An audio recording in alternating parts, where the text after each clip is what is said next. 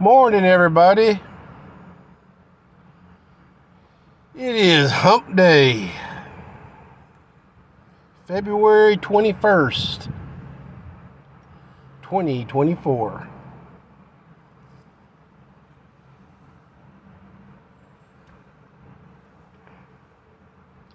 We are almost through with the second month of 2024. What are we talking about, ladies and gentlemen, boys and girls, children of all ages? We are talking about history and controlling the narrative.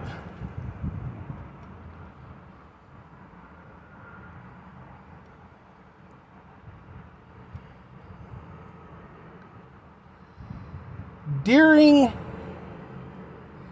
Hitler's reign in the Third Reich and the Nazi or the United Socialist Party, aka the Nazis,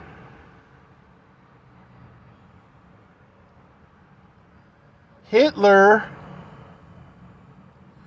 repeatedly used the words, "There was nothing before the war. There was nothing before the war." And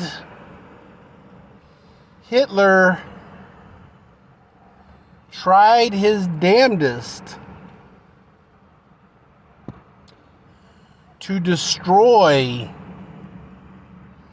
and consolidate history.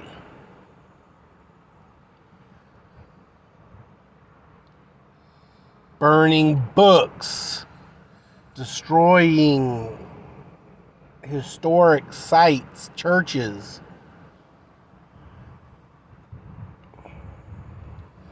collecting artwork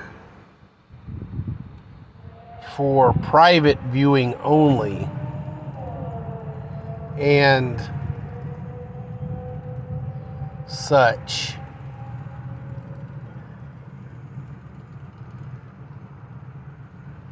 This is a 0-point negative narrative, people. This is an attempt to erase his history,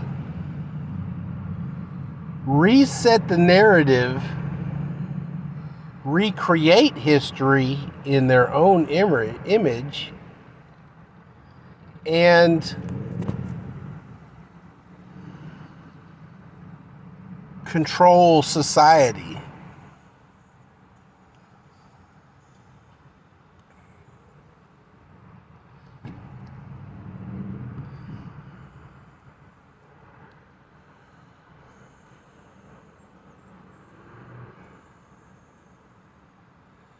Russia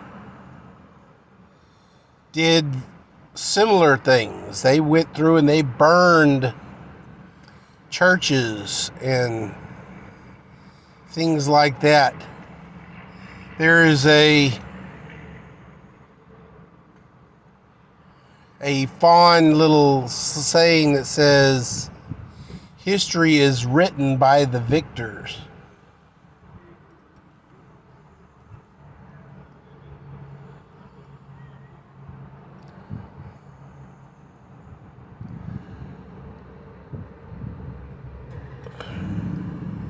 Hitler wanted to reset the world with Germany as a superpower, and not only a superpower as a country, but as Aryans being a superior race.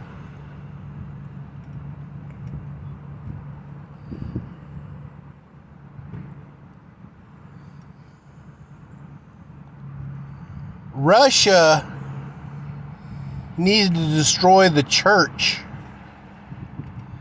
to reset everything so that communism and the government would become the church.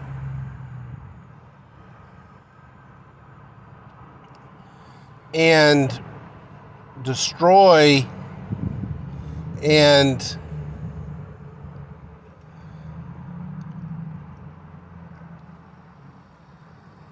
demoralize a populace.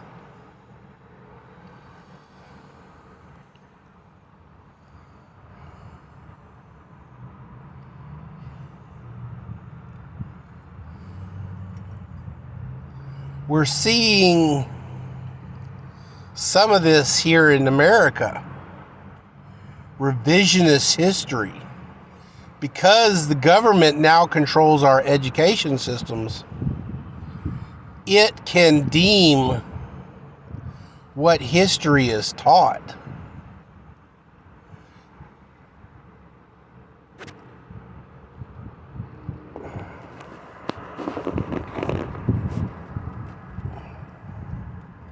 We have, and it is working to the point because children are being reprogrammed to rely on nanny government over the church.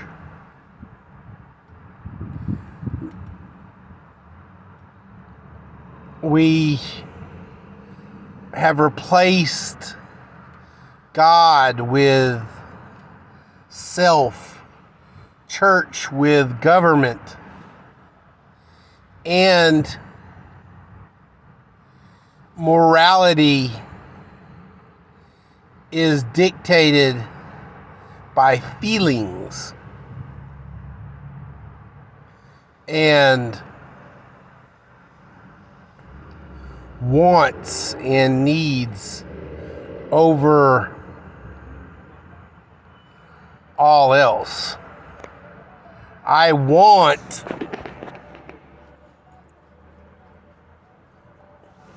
a new pair of Nike tennis shoes. I can then go into a store and take Nike tennis shoes and leave without fear of repercussions, and Nike will suffer. They don't suffer because they're a big company. They can just write it off. No. We're seeing Walgreens and stuff closing in lower class areas because of crime rate.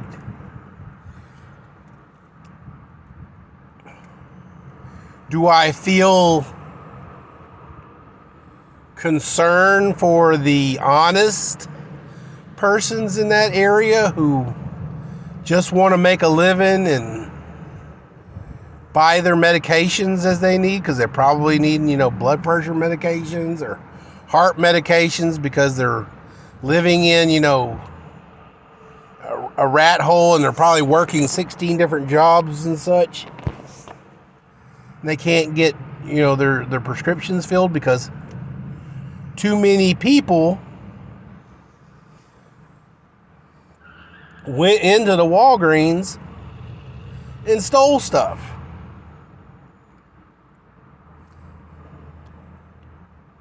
Without fear of repercussion.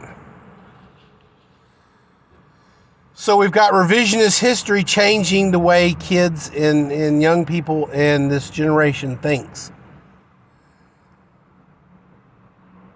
We also have kids nowadays for wokeism and projecting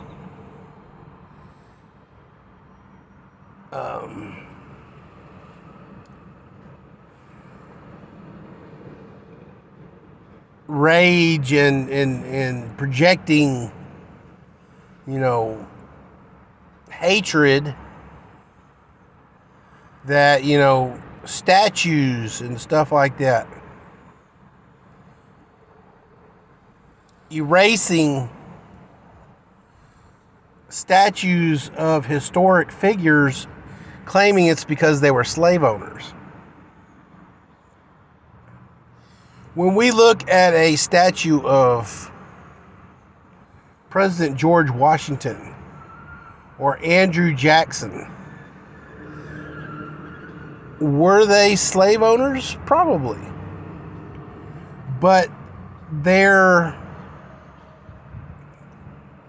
contributions to the country far outweigh the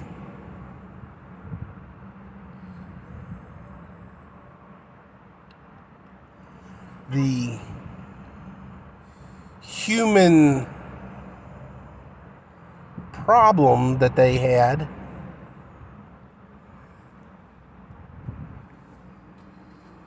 in the fact that in the Constitution they actually wanted to free the slaves at our inceptions, but they had to back off on it because,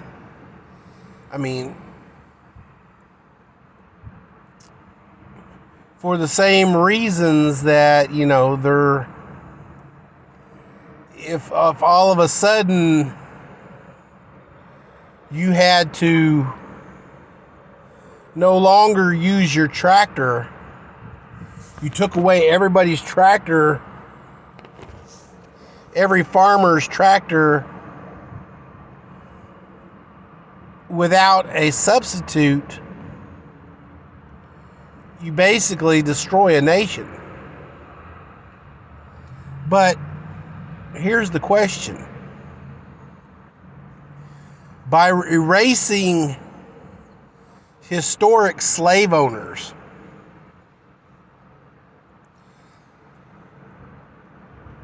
and I'm guaranteeing you 100%, these statues that are being removed, they're not in place honoring them for owning slaves. They're honoring them for whatever other monumental contribution they made to the country, state, or local municipality that their statue is in. So, why are they erasing historic figures in the name of slave owners? Why would you erase slavery? Can you erase slavery? Well, slavery is not dead. Slavery is not gone. Slavery has just moved underground. Just like during Prohibition, alcohol moved underground. Slavery is now an underground system, and as well as drugs. And it is just as profitable, if not more.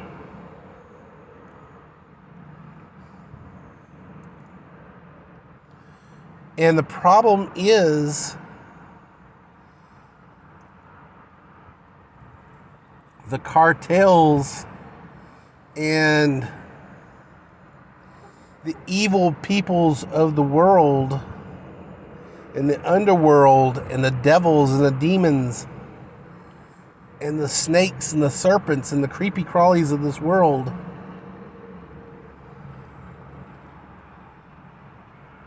see a need and fill a need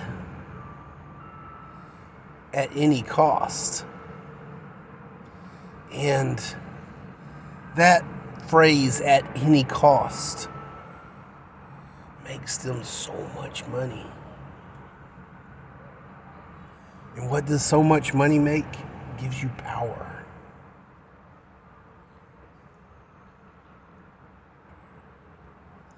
You can buy off a cop. You can buy off a police force. You can own an army.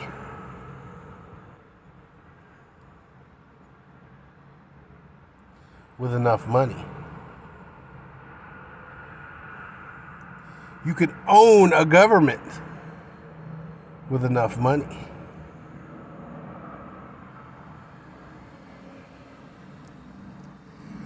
How many? Let me ask you this. We know that the American government is corrupt. We know that mega corporations lobby and purchase government officials on a daily basis. And favors are traded like baseball cards in the back of a school bus. Or now Pokemon cards or whatever.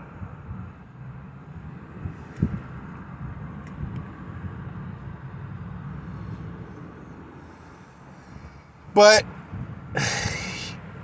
we also have cartels with amazing amount of money. Take one of these well-educated lawyers, buy him with enough drug money, cartel money, smuggling money, slip him in a suit and a smooth talking tongue, and he goes into and he lobbies just like everybody else does.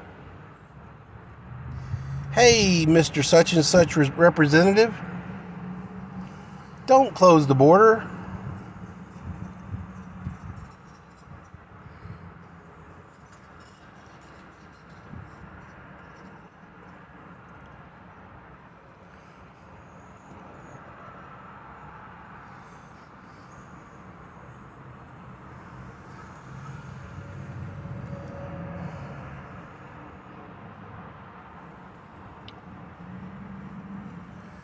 Why would modern day leftists want to remove statues of slave owners, to erase slavery, to take it off of the table so that it can be implemented on a grand scale, guys?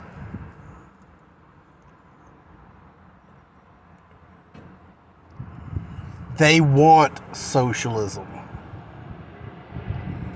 They want communism. Because why? Socialism and communism makes everybody. It doesn't elevate the poor. It makes everybody poor.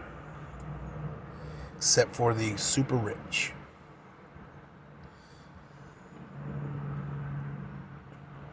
And what does that do? It makes them even more rich.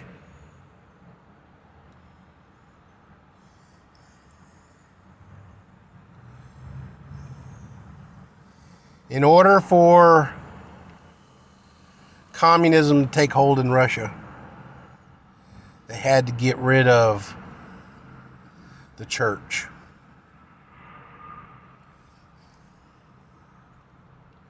What are we doing? We are rewriting the church. We're implementing churches that do not teach the gospel. They do not teach what God taught. They teach feelings and the same thing that LGBTQ wants.